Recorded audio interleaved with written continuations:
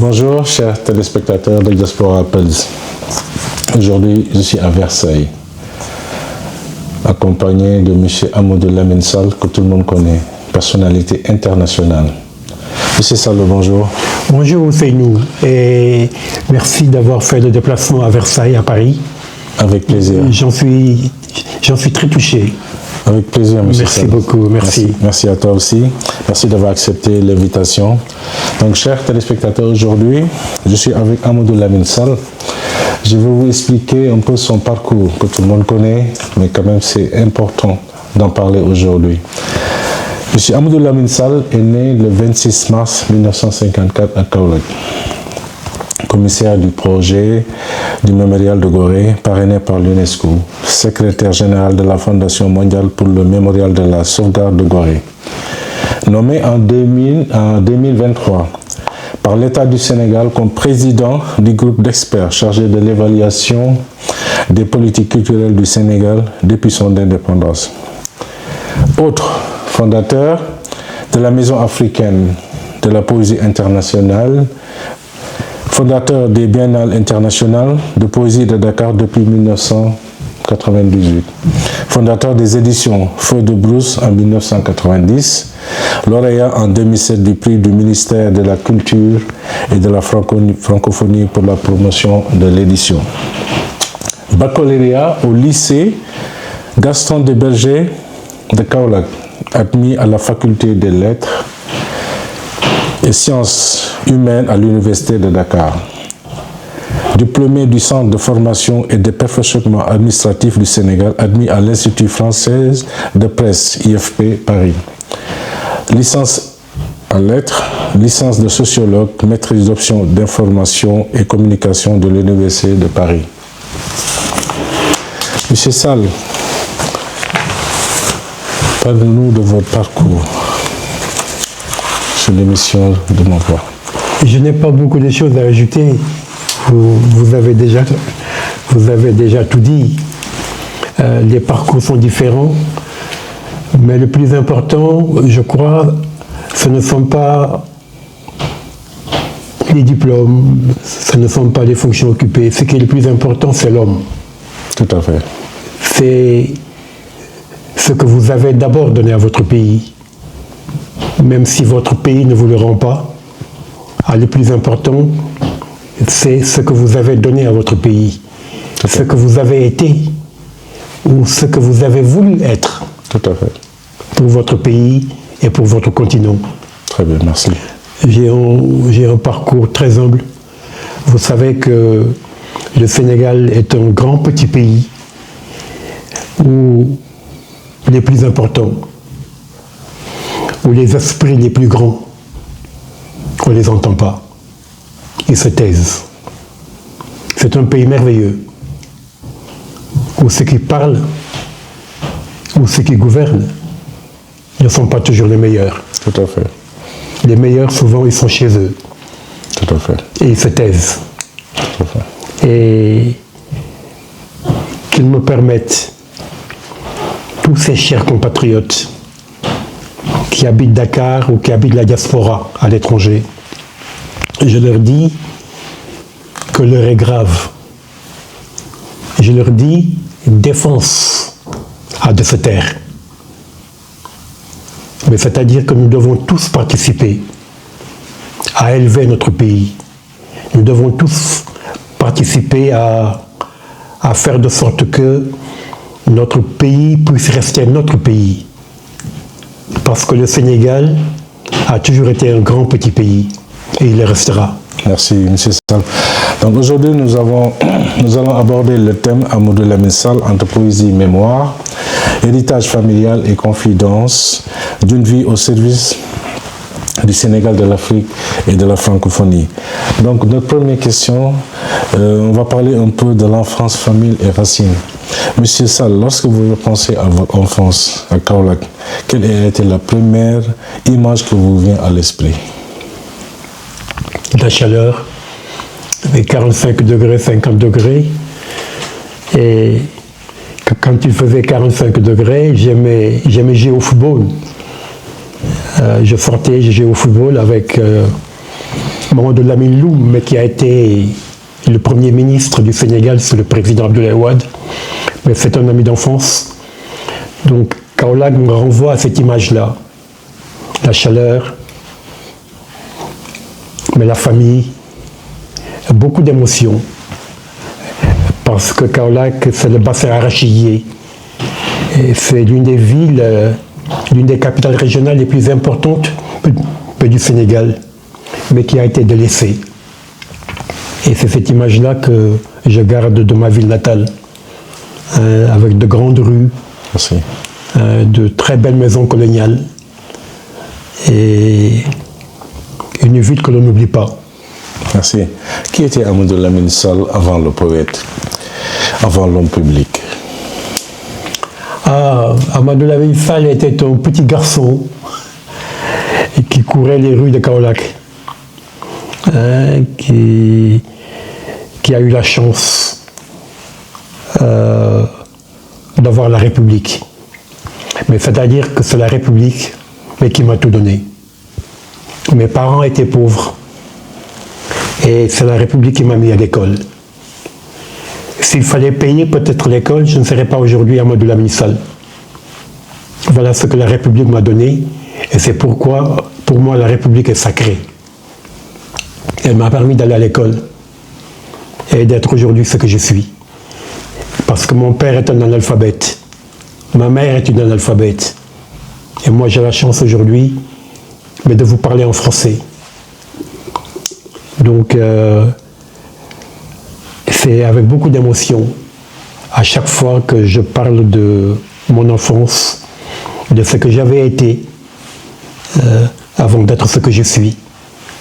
Mais je suis un croyant. Et je crois en Dieu et je crois au destin. Merci, M. Sall. Tout à l'heure, vous avez évoqué le nom de votre maman. Derrière chaque grand homme se cache souvent une mère exceptionnelle. Qui était votre mère et quelle place occupe-t-elle encore dans votre cœur aujourd'hui? Ousseynou, ma mère était indescriptible. Elle était d'abord très belle. J'ai écrit un livre, mais qui s'appelle Les noces de ma mère, où je raconte comment maman a rencontré papa et comment Amadou Lamine Sall est né. C'est une très belle histoire. Et je vous laisserai ce livre tout à l'heure. Merci. Et ma mère, elle n'est pas pour moi la terre. Elle est toute la terre. J'ai perdu mon papa très jeune. J'avais à peine 8 ans. Et je me suis retrouvé seul avec ma mère. C'est à la mort de mon papa que j'ai découvert que ce n'était pas un homme qui m'avait mis au monde, mais une femme. Pour vous dire simplement les relations très fortes, mais que j'avais avec mon papa. Je croyais que c'était lui qui m'avait mis au monde. Parce que je ne voyais pas ma mère, mais je ne voyais que mon papa. J'étais son seul garçon, il n'avait que des filles. Et il est parti très tôt. Et je me suis retrouvé seul avec ma mère. Et elle s'est battue. Elle s'est occupée de moi. Et elle a fait de moi ce que je suis devenu. J'en parle avec beaucoup d'émotion. Merci, M. Je suis désolé. Merci, M. Sall. Je sais que ta maman représentait beaucoup pour toi. Vous avez même écrit, publié « Ma mère est morte ». Pourquoi est-elle important pour lui de lui rendre cet hommage? Je vous comprends parfaitement, M. Sall.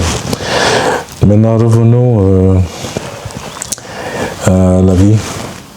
Quelle est la plus grande leçon de vie qu'elle vous a transmise? Vous savez, j'ai rencontré 2 êtres dans ma vie qui m'ont beaucoup marqué et qui ont fait de moi ce que je suis devenu. Il y a ma mère, évidemment, et il y a Senghor. Senghor, m'a appris l'humilité et la patience dans le travail. Ma mère, elle m'a appris à être digne, à ne jamais oublier mais qui je suis et d'où je viens. Et cet enracinement-là est un enracinement très puissant. Et ce que ma mère m'a appris, ajouté à ce que Senghor m'a appris, tout cet ensemble a fait de moi aujourd'hui ce que je suis devenu. Pour moi, la force d'un grand homme, mais c'est d'abord l'humilité, c'est d'abord la simplicité. Les grands esprits ont toujours été des hommes humbles, mais des hommes simples. Merci. Et je sais d'où je viens, donc je vais à la rencontre du monde avec ce que je suis et dans l'humilité. Merci. Merci, M. Sall. Maintenant, paix à leur âme, revenons sur les présidents du Sénégal, sur leur regard et leurs souvenirs. Vous avez connu plusieurs chefs d'État sénégalais. Quels souvenirs gardez-vous de votre collaboration avec le président Abdou Diouf? Vous savez, j'ai une histoire particulière avec le président Abdou Diouf. Vous savez que Senghor a été président de la République pendant 20 ans. Abdou Diouf a été président de la République presque pendant 20 ans. Il lui manquait quelques jours.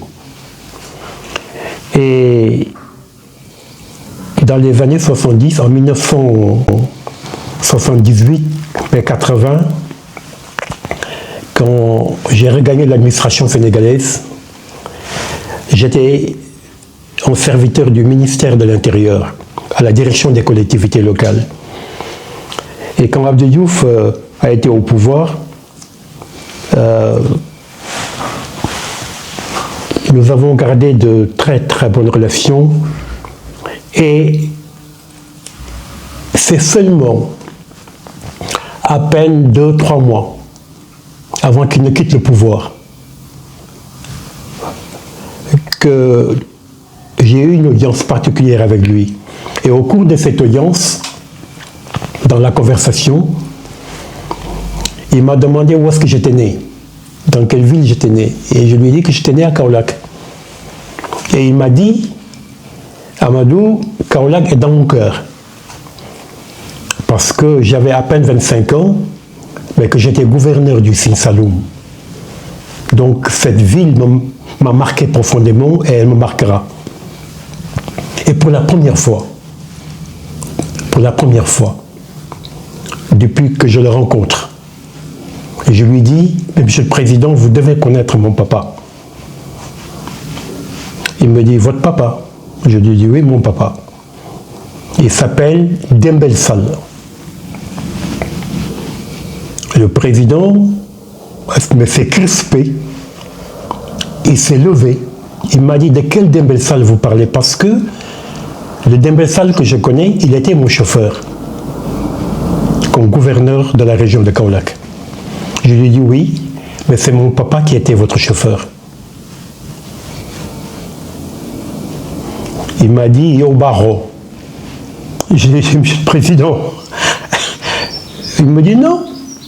Depuis que nous nous connaissons, depuis que nous nous rencontrons, vous ne m'avez jamais dit qui était votre papa. Je lui ai dit mais ça n'a pas d'importance. Il m'a dit ah si. Je lui ai dit non, ça n'a pas d'importance. Mon papa, c'est mon papa. Amadou Lamine Sall, c'est Amadou Lamine Sall. Il m'a dit non. Votre père, ce que votre père a fait pour moi est énorme. Énorme. Et si je suis là aujourd'hui comme président de la République, il y a presque participé. Vous ne pouvez pas mesurer ce que votre papa a fait pour moi. Je tombe des nues. Je n'aurais jamais pensé que vous étiez le fils de mon chauffeur il y a tant d'années. J'ai dit, Monsieur le Président, ne vous inquiétez pas, mais ça n'a pas d'importance. Pour vous dire simplement, pour répondre à votre question, les liens particuliers et intimes mais que j'ai avec le président Abdou Diouf. Et il a tout fait pour rencontrer ma maman. Je n'ai pas voulu le déranger. Et à la mort de maman, il a envoyé ses 2 enfants, à Pedro Diouf et Habib, aux obsèques à la maison. Et j'ai été très ému. Et il a pris la parole au téléphone pour me présenter ses condoléances devant ma famille. Donc, le président Diouf il fait partie de ma famille. Et quand j'ai accompagné Senghor, après qu'il ait quitté le pouvoir, nous avons beaucoup parlé d'Abdou Diouf. Parce que j'avais demandé au président Senghor, mais mon Dieu, pourquoi vous aviez choisi Abdou Diouf alors que vous aviez à vos côtés des hommes, mais qui avaient fait le grand parcours politique avec vous, Ali Moustapha Niasse, les Clédor Sall, etc., etc. Vous avez laissé tomber tout le monde pour aller prendre Abdou Diouf, qui semble-t-il d'ailleurs n'était pas du même camp que vous.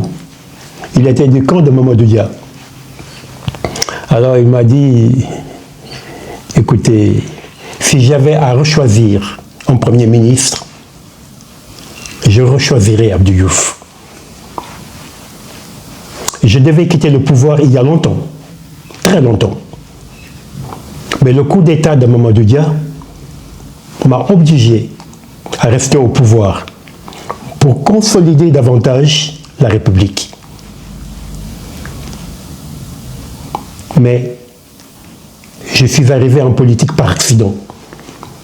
Et je suis resté trop longtemps au pouvoir. Donc, j'ai choisi un homme qui, pendant 10 ans, que j'ai testé pendant 10 ans, que j'ai regardé pendant 10 ans, mais que j'ai écouté pendant 10 ans, et que j'ai surveillé pendant 10 ans, il était le meilleur. Parce qu'il était équidistant, il n'aimait pas la politique. Mais ce qu'il aimait le plus, c'était le travail. Et c'était un grand technocrate. Et je pense qu'il était temps de confier le pays à une nouvelle génération qui aurait quelque chose à apporter. Voilà ce que le président Senghor m'a dit du choix d'Abdou Diouf. Pour répondre à votre question, oui, le président Diouf est un homme assez singulier. On dit d'ailleurs qu'il est béni des dieux parce que être gouverneur à 25 ans, être ministre presque à 30 et quelques années, être Premier ministre à 40 ans et puis président de la République, il a un parcours un peu fabuleux, très fabuleux. Tout à fait. Et donc on dit de lui que c'est un homme mais qui est béni des dieux. Voilà ma relation, pour faire court, voilà ma relation avec le président Diouf. Il a aujourd'hui 90 ans et souhaitons-lui de vivre longtemps encore. Inch'Allah, amin, amin, amin, amin. Merci, Monsieur Sall. Que retenez-vous de la vision du Sénégal portée par Monsieur Abdoulaye Wade, le président, ancien président du Sénégal? Abdoulaye Wade. Abdoulaye Wade. Vous savez, je remercie Dieu de m'avoir permis de vivre et de rencontrer des hommes comme Senghor, comme Abdou Diouf, comme Abdoulaye Wade, comme Macky Sall. Le président Abdoulaye Wade est un homme également très très singulier. Je n'ai jamais été d'accord avec lui. Mais il avait pour moi une affection particulière. Et c'était le dernier des Mohicans. Mais j'entends par là que c'était après Senghor, le dernier qui nous restait comme une puissance, mais de l'esprit. Il avait tout lu. Il savait tout. Il avait des diplômes partout. Il était surtout cultivé. Et puis c'était un artiste. Je ne sais pas où c'est nous, si vous le savez ou non, mais Abdoulaye Wade jouait de la guitare. Ah, ça, je savais Mais dans un orchestre à Saint-Louis. Ça, je ne savais pas. Abdoulaye Wade est un artiste. Et beaucoup de Sénégalais peut-être, mais ne le savent pas. Mais il joue de la guitare. Ça, personnellement, je ne le savais pas. Et quand je l'ai approché, il m'a dit, mon cher poète, parce qu'il aimait beaucoup ma poésie. Oui. Et c'est cela qui nous a rapprochés. Ce n'était pas la politique parce que je ne fais pas de la politique. Tout à fait. Je n'ai jamais voulu faire de la politique. On a tout fait pour que j'en fasse. J'ai toujours refusé. Jusqu'au moment où nous parlons, je n'ai jamais approché la politique et cela m'a fait du bien. Donc Abdoulaye Wade était un homme particulier. Il avait une double personnalité. Il y avait l'homme politique, mais qui était un politique, donc ce n'est pas un hasard si Senghor l'appelait Nyombo. C'était un homme rusé. C'était un homme, mais qui connaissait les ficelles et les arcanes de la politique. Et il s'en est bien servi pour devenir ce qu'il est devenu comme président de la République. Mais c'était un intellectuel. C'était un intellectuel rare. Oui, j'ai vu même que vous l'avez rendu un grand hommage.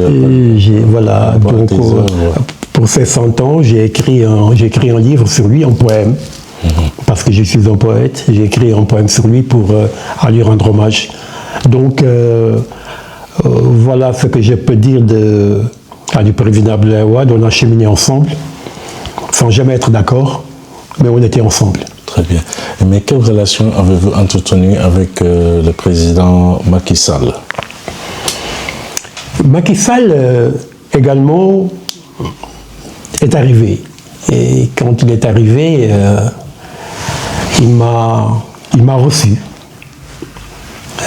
La chance que j'ai eue, mais dans mon pays, c'est que j'ai eu des chefs d'État qui avaient beaucoup de respect pour moi, beaucoup de respect pour mon œuvre littéraire. Et donc, je n'ai jamais eu de problème pour les rencontrer et pour discuter avec eux et leur dire également ce que je pensais de mon pays. Et je n'étais pas un politicien, et je n'ai jamais demandé un poste à qui que ce soit, et je n'en voulais même pas. J'étais déjà très heureux comme poète et comme écrivain international. Et Macky Sall m'a tout de suite adopté. Et comme vous le savez, le gouvernement du Sénégal m'a confié la réalisation du mémorial de Gorée pour la mémoire de l'esclavage. Et le président Abdoulaye Wade n'avait pas pu réaliser ce projet.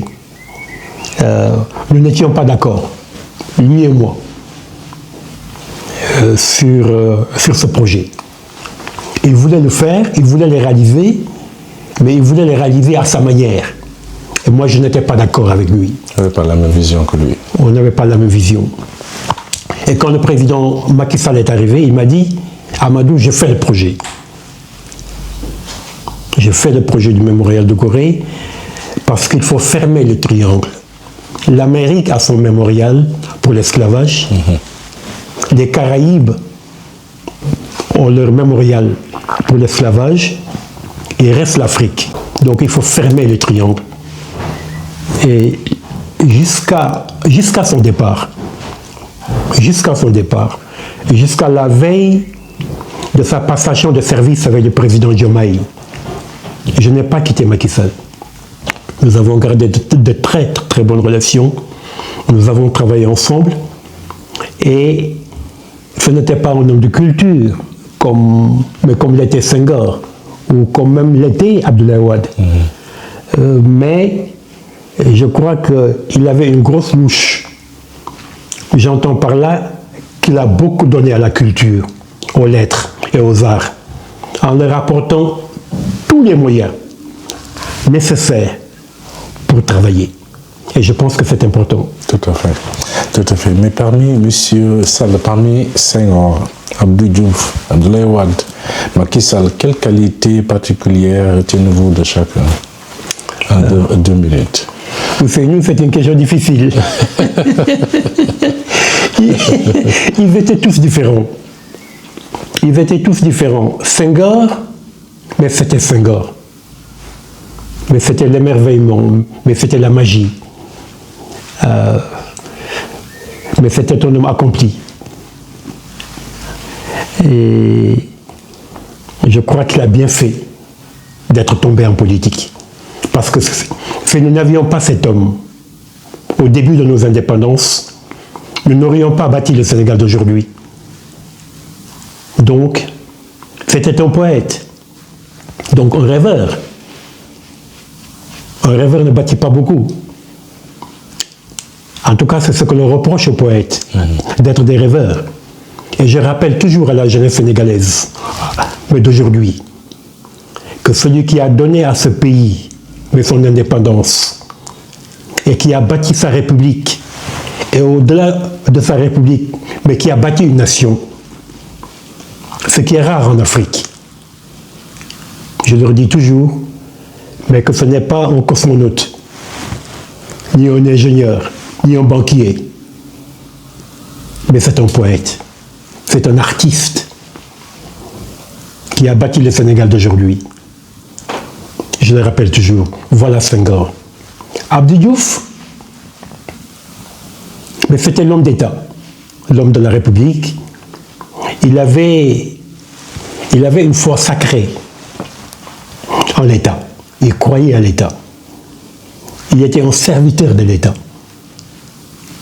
C'est l'image que j'ai gardée de cet homme qui avait beaucoup appris aux côtés de Senghor. Abdoulaye Wade, mais c'était l'artiste. Avant l'homme politique, je parlais toujours de l'artiste Wade. Tout à fait. Et quelque part, Abdoulaye Wade avait dans son rétroviseur Senghor. Il me parlait toujours de Senghor. Et quand il me recevait en audience, il me disait « Parle-moi de Senghor ». Il avait Senghor dans son rétroviseur. Il voulait faire beaucoup plus que Senghor. Il voulait être un Senghor bis, presque. Et c'est cette image-là que j'ai gardée, mais c'est-à-dire que la culture, les arts et les lettres ont été servis sous Abdoulaye Wade. Il nous a respectés, il nous a honorés, il nous a grandis. Il a compris que le Sénégal était le Sénégal parce que c'était d'abord un pays de culture. Et tous les chefs d'État, et on me disait toujours que quand ils arrivent dans un pays, à l'étranger, la première chose qu'on leur demandait, c'est, avant la mort de Senghor bien sûr, comment allait le président Senghor, hein? Et j'ai même des anecdotes d'étrangers, des Suédois, des Hollandais et des Américains, quand on leur demandait quelle était la capitale du Sénégal. Ousseynou, ils répondaient Senghor. Et on leur disait non, la capitale du Sénégal, c'est pas Senghor. La capitale du Sénégal, c'est Dakar. Donc, Senghor, c'était notre visa.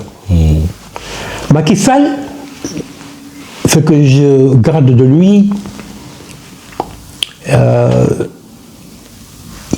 il a appris, en arrivant au pouvoir, il a appris à être un homme d'État.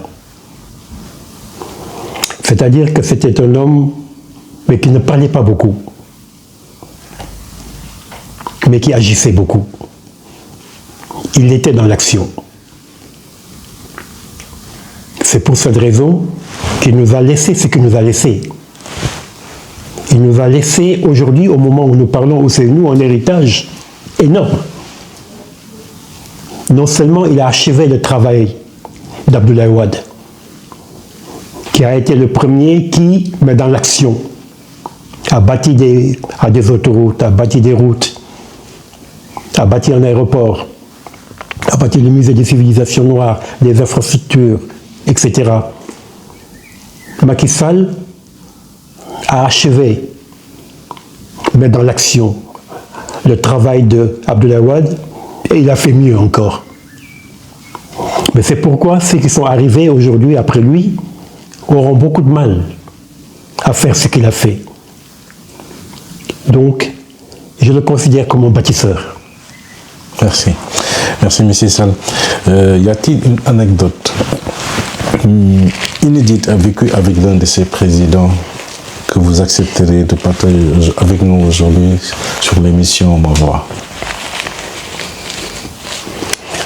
Vous me posez des questions un peu difficiles.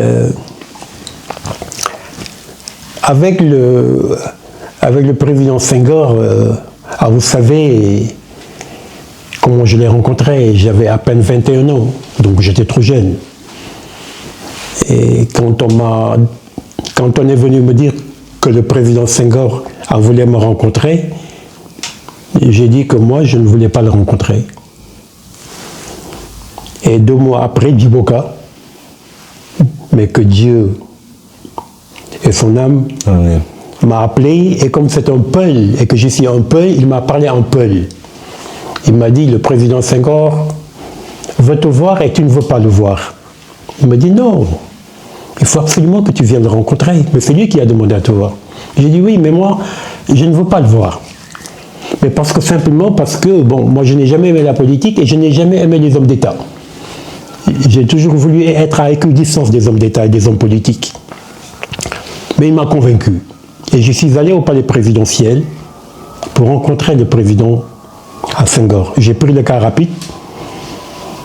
Je suis descendu à Sandaga et j'ai marché jusqu'au palais et j'étais en face de Senghor.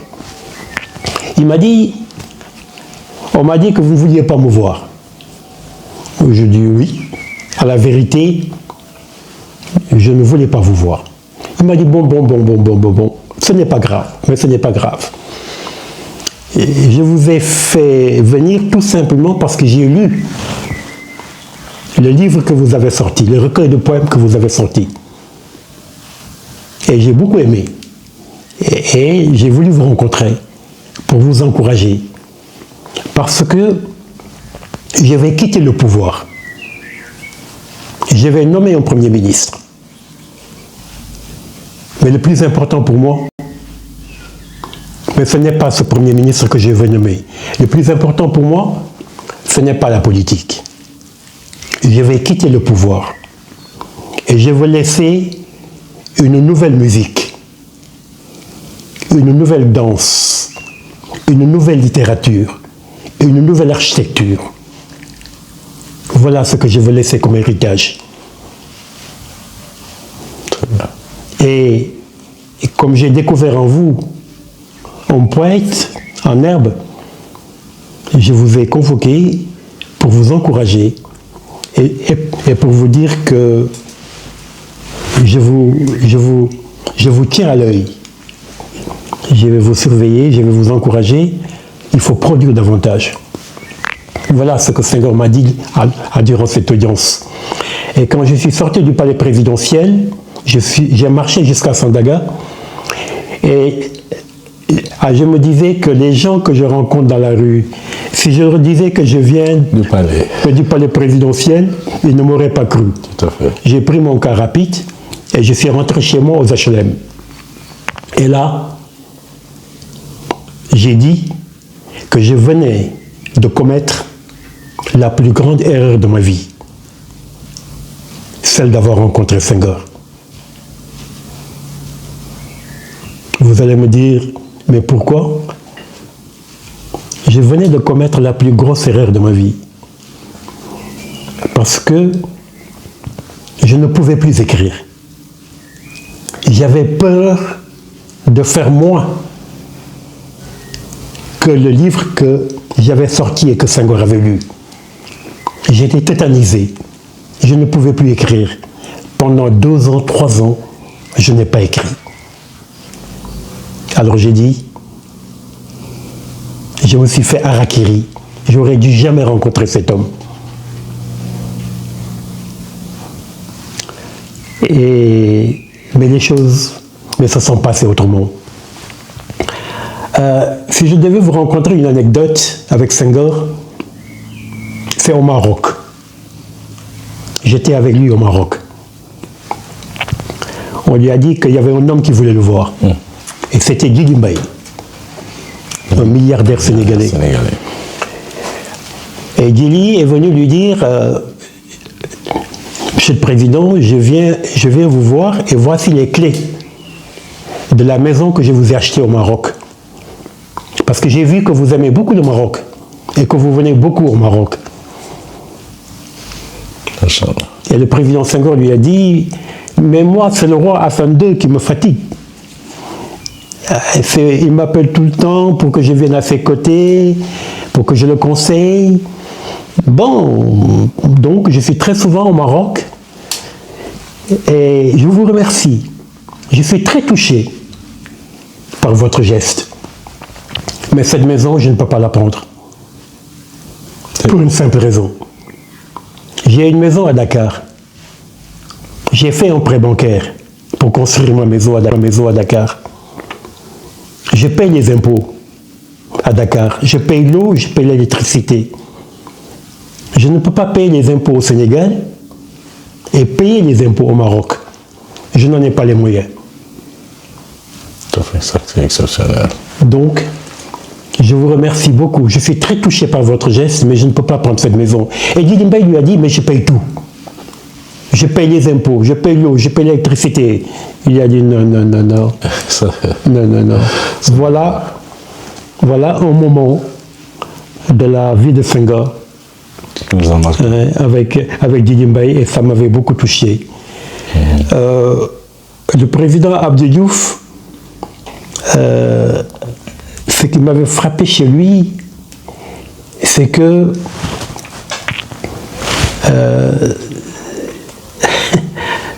un de son chef cuisinier, disons-le comme ça, est venu lui dire qu'il se faisait tard et qu'il fallait aller acheter du pain pour les dîners. Et il lui a dit mais moi je n'ai pas d'argent, il faut attendre le retour de madame pour que vous puissiez aller acheter le pain, mais moi je n'ai rien, etc. Et Abdou Diouf et Senghor avaient des rapports avec l'argent, mais qui étaient extraordinaires. Ouais. Senghor n'avait pas d'argent. Il n'avait jamais, même pas 200 francs dans sa poche. Mais c'était la même chose qu'Abdou Diouf. Abdou Diouf ne connaissait pas l'argent. Senghor ne connaissait pas l'argent.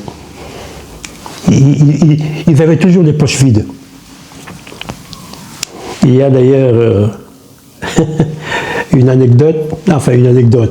histoire, mais qu'on leur raconte. Permettez-moi de vous la raconter parce qu'elle est très importante. Sans prie, monsieur Sall. Il y a un ministre au temps de Senghor, mais qui marche dans la rue, et quelqu'un l'attrape et lui dit vous avez perdu 10 000 francs. Les 10 000 francs sont tombés de votre poche. Et le ministre lui dit bon, mais prenez-les. Vous êtes très honnête et je suis très touché. Prenez-les. La même scène a encore lieu. Sous Abdou Diouf, un ministre d'Abdou Diouf. On le rattrape en lui disant vous avez perdu 10 000 francs. 10 000 francs sont tombés de votre poche. Et il dit écoutez, mais moi ça m'étonnerait parce que je ne garde pas de l'argent dans ma poche. Ouais. Donc ces 10 000 francs là ne m'appartiennent pas, vous avez dû vous tromper. Sous Abdoulaye Wade, donc arrive, mais la même scène se passe. Le monsieur dit au ministre d'Abdoulaye Wade vous avez perdu 10 000 francs et je vous les remets. Et le ministre lui dit non, je n'ai pas perdu 10 000 francs, j'ai perdu 20 000 francs. Ne gardez pas mes 10 000 francs, donnez-moi mes 20 000 francs. Et sous Macky Sall, la même scène se passe. Ah, monsieur le ministre, vous avez perdu 10 000 francs. Bon. Et il dit, ah non, non, moi, je ne garde jamais de l'argent, mesdames, en moi. J'ai tellement d'argent que je n'ai pas besoin d'en garder dans ma poche. Et sous Diomaye et Ousmane Sonko, un ministre, donc, la même scène se passe, et le monsieur dit au ministre de Diomaye et de Sonko, vous avez perdu 10 000 francs, mais je vous les remets là, ils sont tombés de votre poche. Et le ministre lui dit, vous prenez 5 000 francs, vous me donnez 2 500, et les 2 500 qui restent, vous les amenez au trésor public. Ah, vous allez payer les impôts.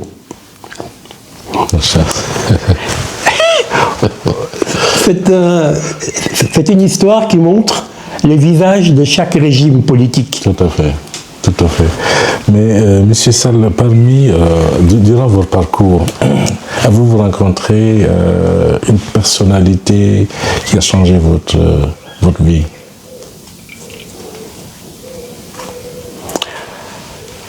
Oh,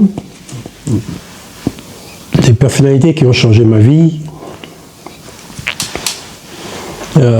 Je prends le temps de réfléchir, mais je crois que, hormis ma maman, hormis Senghor,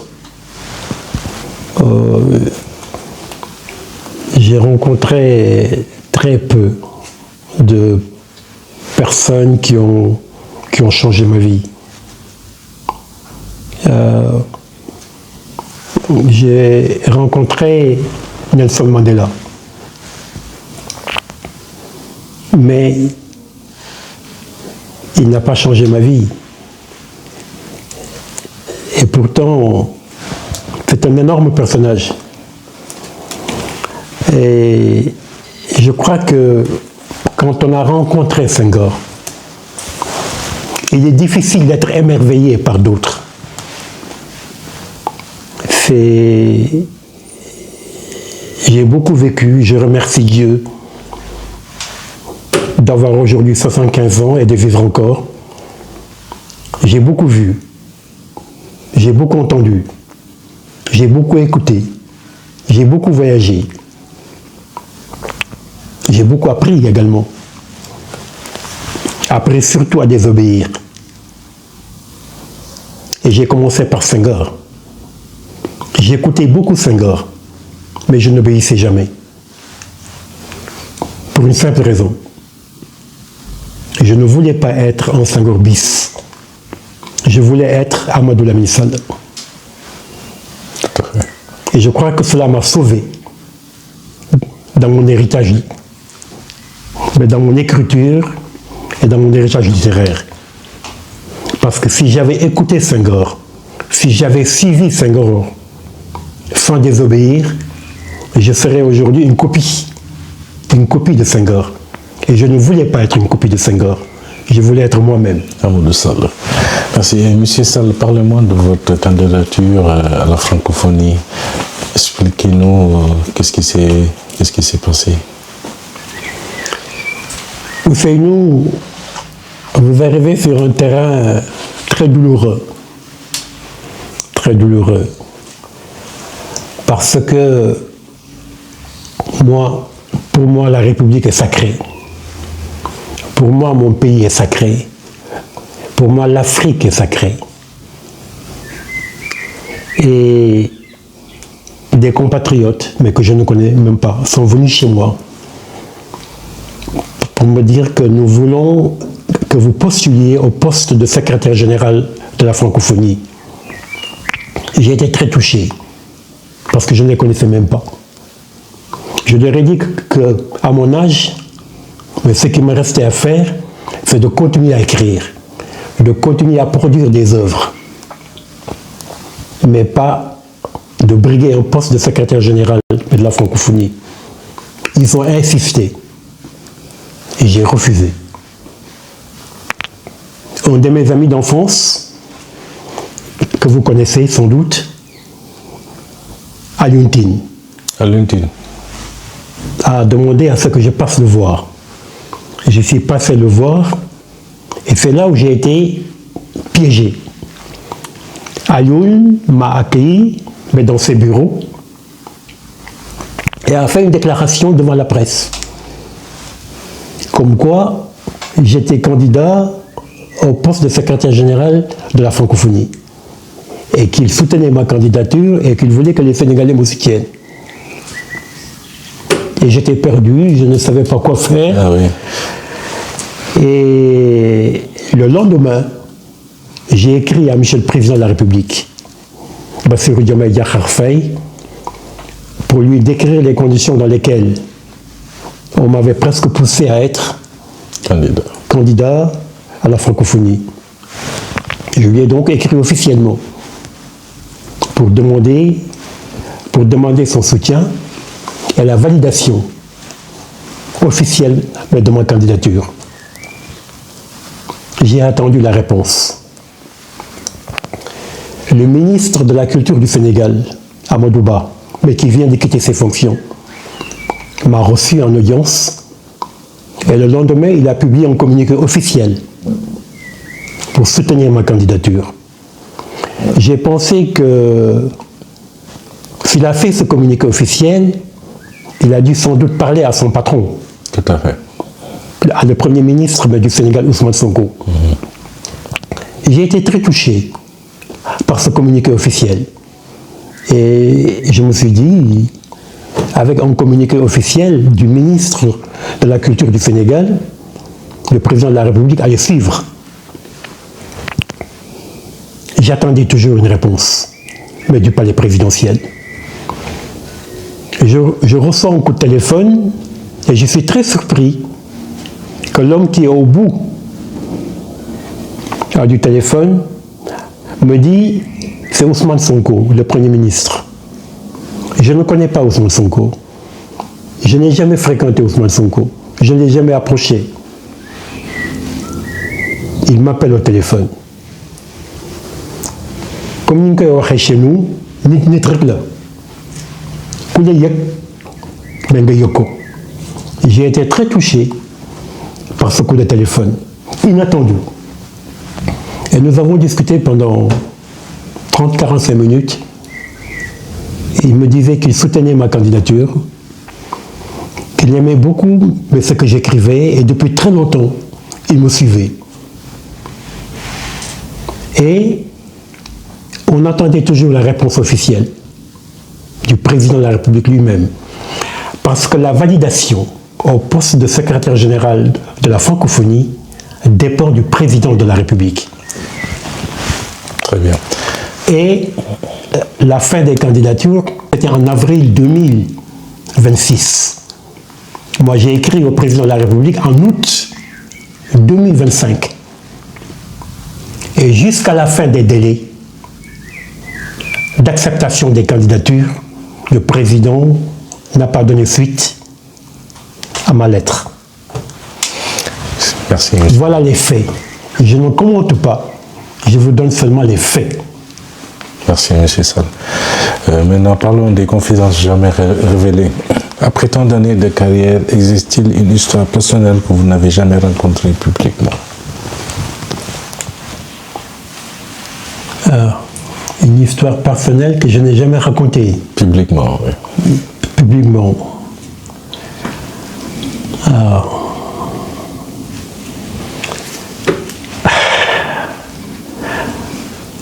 Et je cherche. Je cherche. Il y en a une, mais je ne voudrais pas la raconter publiquement. Je ne voudrais pas la raconter publiquement parce que, par principe, par éthique et par morale, je ne peux pas raconter celle-là.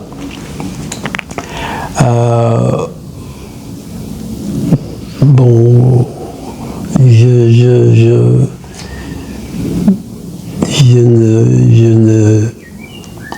y en a une qui a été racontée par un journaliste sénégalais, mais c'est-à-dire que le président Abdoulaye Wade, m'avait appelé un jour et il m'a dit il m'a posé une question. Il m'a dit, comme tu as vécu avec Senghor, je voudrais te poser une question. On m'a dit que Senghor a dit que son rêve était de devenir ambassadeur à l'UNESCO un jour. Et je lui ai dit, à M. le Président, je n'en ai jamais discuté avec le président Senghor. Et il ne m'en a jamais parlé. Il m'a dit, je voudrais te nommer ambassadeur à l'UNESCO, à Paris. Je lui ai dit, je suis très touché par votre désir de me nommer comme ambassadeur, mais je ne peux pas l'accepter. Il m'a dit, mais pourquoi? Je lui ai dit, rien. Je n'ai pas envie de quitter le Sénégal. J'ai envie de rester avec ma mère, mais je m'occupe d'elle. Il m'a dit, oui, mais tu es marié, mais ta femme peut s'en occuper. J'ai dit, non, ma mère, je m'en occupe moi-même. Je préfère rester au Sénégal. Et ce journaliste raconte que le président de la République, donc Abdoulaye Wade, a signé le décret, mais qui m'a nommé comme ambassadeur à l'UNESCO. Et c'est là où il parle, mais c'est le journaliste lui-même, il s'appelle Souley Anta Diop d'ailleurs, non, Souley Anta Ndiaye. Il dit qu'il y avait un parapheur fantôme. Il raconte cette histoire des parapheurs fantômes qui arrivait sur la table du président de la République, et le président de la République, il signait sans regarder. Il signait des lettres, il signait des décrets, il ne faisait pas attention, mais il signait. Et le décret à le parapheur, mais qui portait ma nomination, on a changé mon nom, on a changé le nom d'Amadou Lamine Sall pour mettre le nom d'une autre personne. Et quand on a découvert ce qui s'est passé, le président était dans une colère complètement folle. Et qui c'était cette... J'ai oublié son nom. Mais il est arrivé à l'UNESCO comme ambassadeur. Et le président Abdoulaye Wade a dit, mais moi je n'ai pas nommé cet homme comme ambassadeur. Comment il peut être là comme ambassadeur? Moi c'est Amadou Lamine Sall que j'ai nommé mais comme ambassadeur. Et voilà l'histoire. Merci, M. Sall. Des parapheurs fantômes. Tout à fait. Merci, M. Sall. Mais quel est le plus beau moment de votre vie?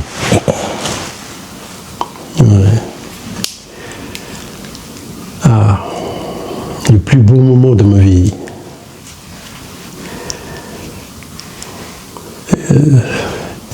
Je crois que le plus beau moment de ma vie,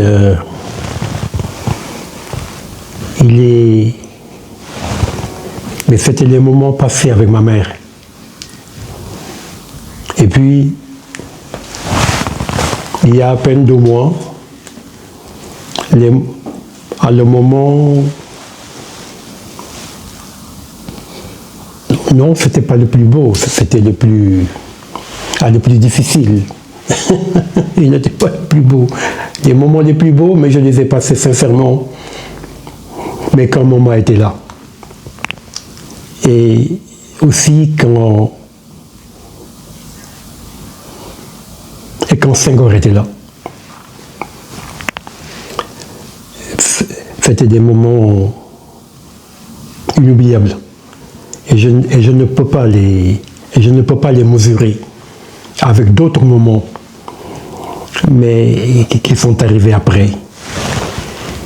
Et les moments les plus douloureux, c'est la mort de maman, évidemment. Et quand 2 hommes sont venus chez moi pour me prendre mes 2 jumelles en mariage.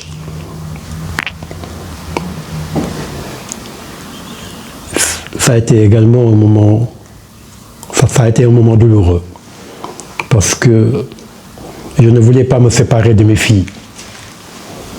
Et 2 hommes sont venus les prendre.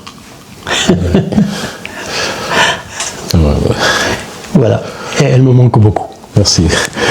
Voilà, maintenant, Monsieur Sall, quel événement vous a fait pleurer de joie?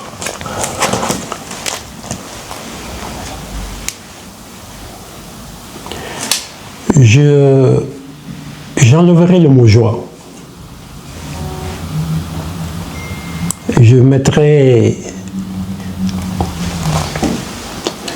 émotion. Je mettrai émotion. J'ai eu très peu de la joie dans ma vie parce que ma vie n'a pas été une joie.